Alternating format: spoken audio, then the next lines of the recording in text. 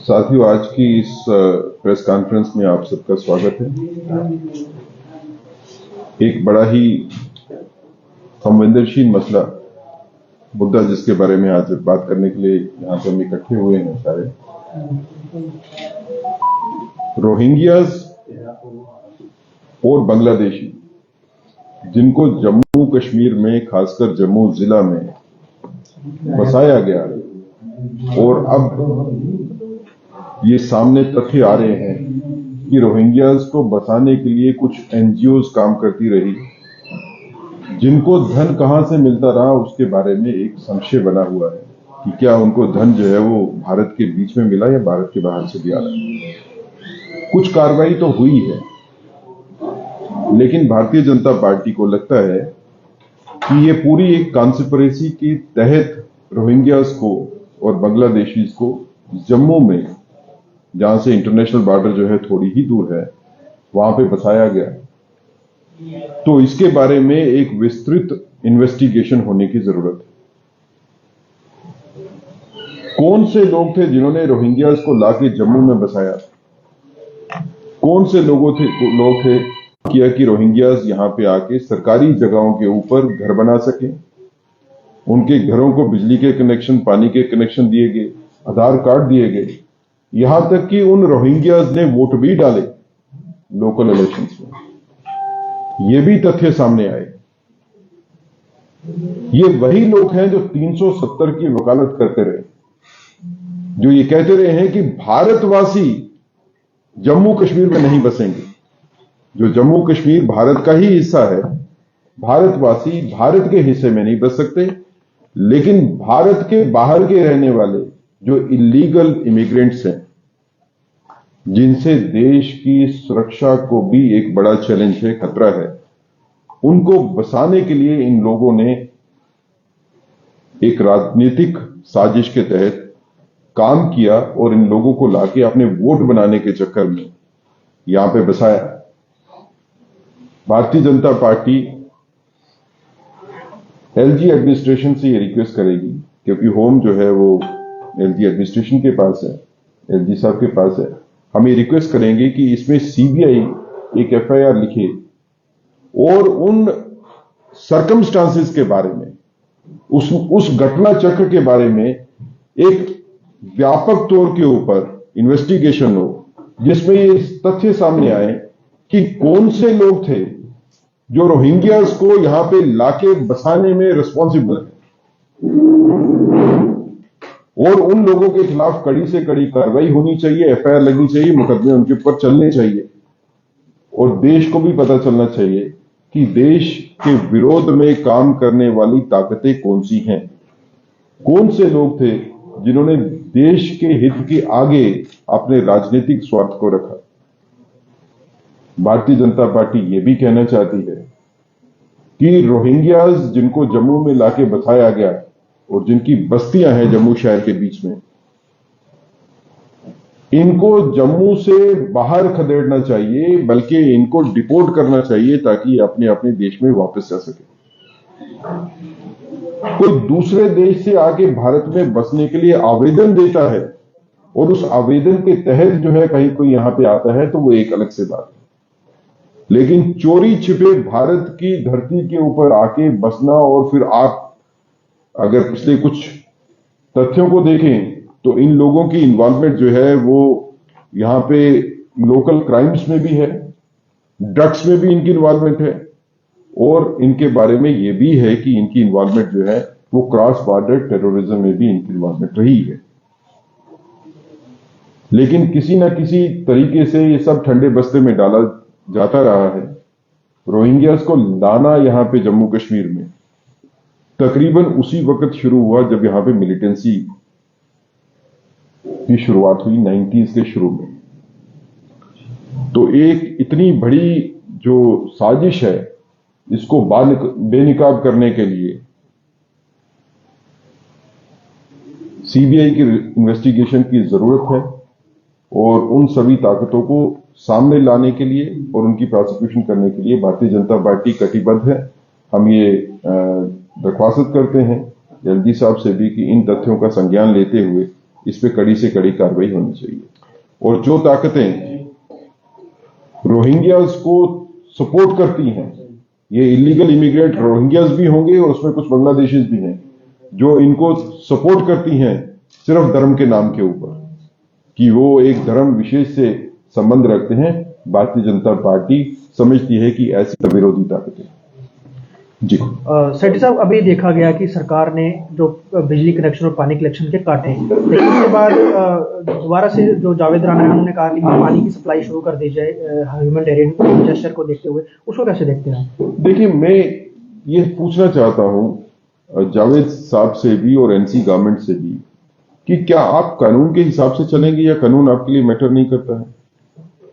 जम्मू कश्मीर में कानून है, उस कानून के तहत अगर आपने पानी का कनेक्शन लेना है, बिजली का कनेक्शन लेना है, तो आपको डोमिसाइल सर्टिफिकेट की जरूरत है।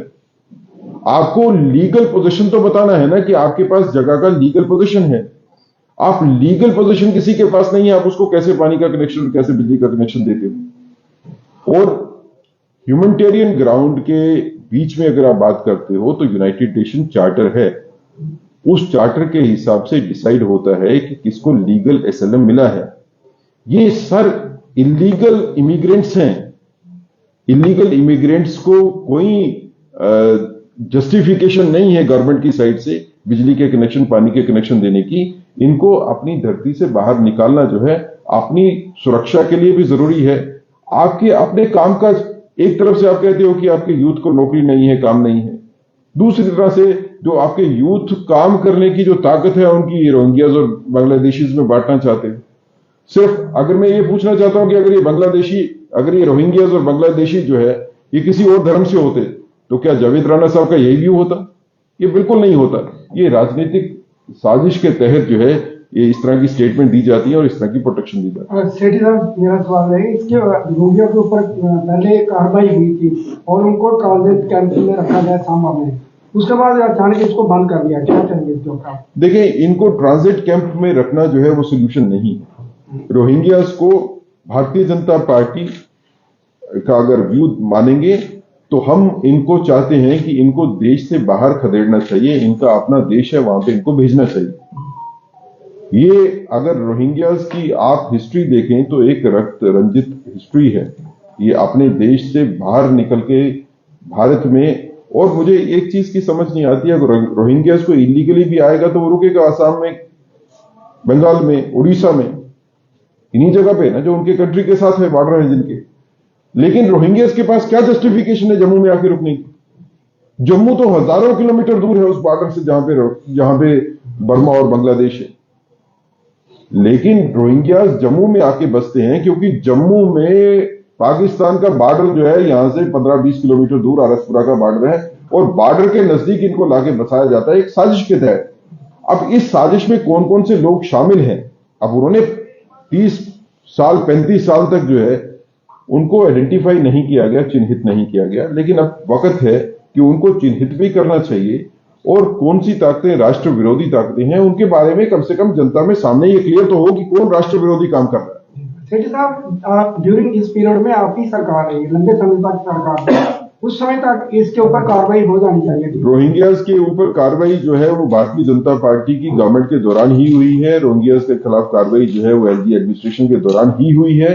लेकिन कुछ एनजीओ की आप बात करें, कुछ ताकतें जो है वो कोर्ट्स में जाती हैं, हाईकोर्ट में भी जाती हैं, इंटरव्यू करती है, सुप्रीम कोर्ट तक जाती हैं इनके मुकदमे लड़ने के लिए।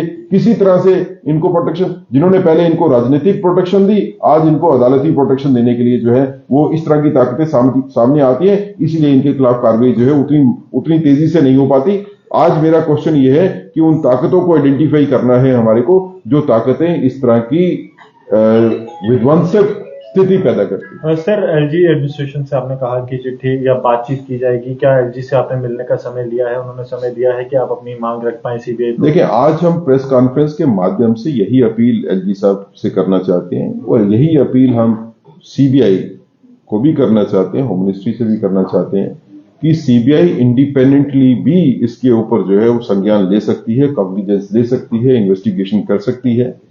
और अगर भारतीय जनता पार्टी को कहीं जाके किसी से बात करने की जरूरत होगी तो भारतीय जनता पार्टी ने पहले भी बात की है, रोहिंग्यास के अगेंस्ट बात की है हमने, और इनकी जो इलीगल सेटलमेंट है जम्मू में उसके बारे में हमने पहले भी बात की है, आगे भी हम जाके इसके बारे में बात करेंगे। सर, आप एनजीओज की बात करें कि उन पे सीबीआई का इस पे मामला दर्ज होना चाहिए, लेकिन अभी भी हम देखें बड़े पैमाने पे जम्मू म्यूनिसिपल कॉर्पोरेशन में जो सफाई कर्मचारी तो गार्बेज कलेक्शन में रोहिंग्या काम कर रहे हैं, रेलवे के जो कॉन्ट्रैक्टर्स हैं वो रोहिंग्या का इस्तेमाल कर रहे हैं स्टेशन में सफाई और रेलवे, उसको लेकर तो उस पर भी तो कार्रवाई होनी चाहिए, तो उसको लेकर देखिए, मैं आपको ये कहता हूं कि रोहिंग्यास की ये भी एक विषय है कि रोहिंग्यास शायद रेट्स जो है काफी कम है उनकी लेबर के, और वो जम्मू की जो लोकल लेबर है उसको जो है वो काम नहीं करने देते क्योंकि वो काम रहता नहीं है।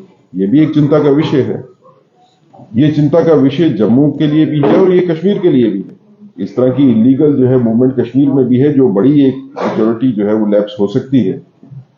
तो अगर इस तरह के इलीगल इमिग्रेंट्स को आप गवर्नमेंटल एजेंसीज में कहीं पे काम देते हो तो फिर वो बिल्कुल गलत काम हो रहा है। अगर इनको म्युनिसिपैलिटी में या किसी और जगह पे अगर आप जॉब मिलता है, नौकरी मिलती है, कॉन्ट्रेक्चुअल बेसिस के ऊपर भी मिलता है, तो वो बिल्कुल गलत है। भारतीय जनता पार्टी चाहती है कि इस तरह की कोई कार्रवाई नहीं होनी चाहिए।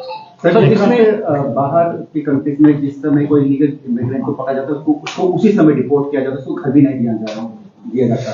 तो क्या हमारे देश में कुछ ऐसे रूल्स हैं जिसकी वजह से हमें उनको ट्रांजिट के अंदर रहना पड़ता है ताकि वो हमारे देश में रहें? क्या ऐसा कोई रूल नहीं कि उनको उसी डायरेक्ट डिपोर्ट किया जा सके? देखिए, ऐसा है कि कोई बॉर्डर से अगर कोई क्रॉस करता है, जब वो बॉर्डर से पकड़ा जाता है तो उसको उसी टाइम पे डिपोर्ट बैक किया जाता है।